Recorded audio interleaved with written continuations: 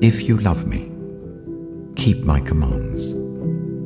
Whoever has my commands and keeps them is the one who loves me. And the one who loves me will be loved by my Father, and I too will love them and show myself to them. If you keep my commands, you will remain in my love, just as I have kept my Father's commands and remain in his love. We know that we have come to know him if we keep his commands. Whoever says, I know him, but does not do what he commands is a liar, and the truth is not in that person. But if anyone obeys his word, love for God is truly made complete in them. This is how we know we are in him. Let no debt remain outstanding, except the continuing debt to love one another. For whoever loves others has fulfilled the law.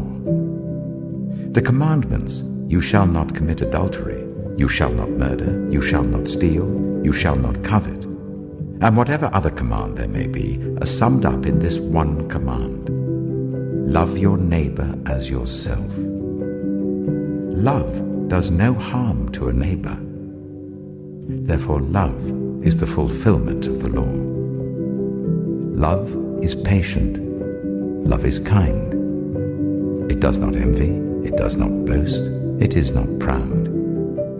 It does not dishonor others. It is not self-seeking. It is not easily angered. It keeps no record of wrongs. Love does not delight in evil, but rejoices with the truth.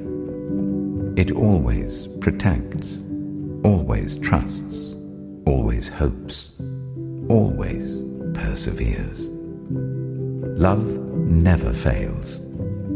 My command is this: love each other as I have loved you. Greater love has no one than this, to lay down one's life for one's friends. You are my friends if you do what I command. I no longer call you servants, because a servant does not know his master's business.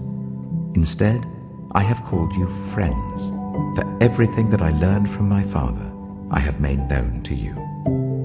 You did not choose me, but I chose you and appointed you, so that you might go and bear fruit, fruit that will last, and so that whatever you ask in my name, the Father will give you. This is my command: love each other. In fact, this is love for God, to keep his commands, and his commands are not burdensome, for everyone born of God overcomes the world. This is the victory that has overcome the world, even our faith. Who is it that overcomes the world? Only the one who believes that Jesus is the Son of God. This is the one who came by water and blood, Jesus Christ.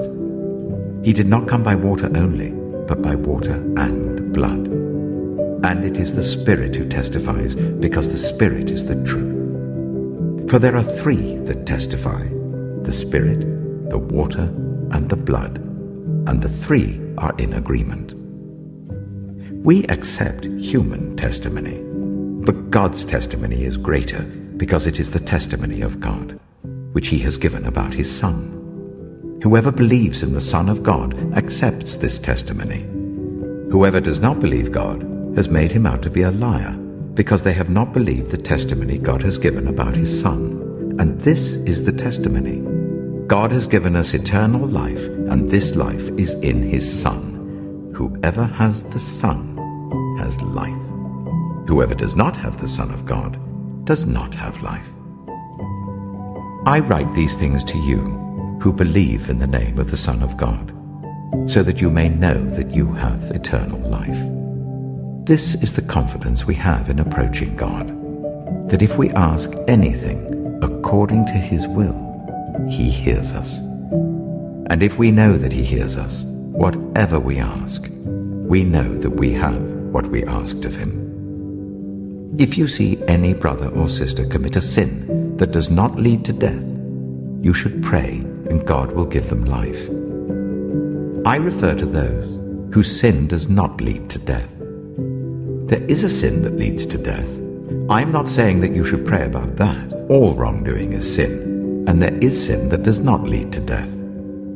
We know that anyone born of God does not continue to sin. The one who was born of God keeps them safe, and the evil one cannot harm them. We know that we are children of God and that the whole world is under the control of the evil one. We know also that the Son of God has come and has given us understanding so that we may know him who is true, and we are in him who is true, by being in his Son, Jesus Christ.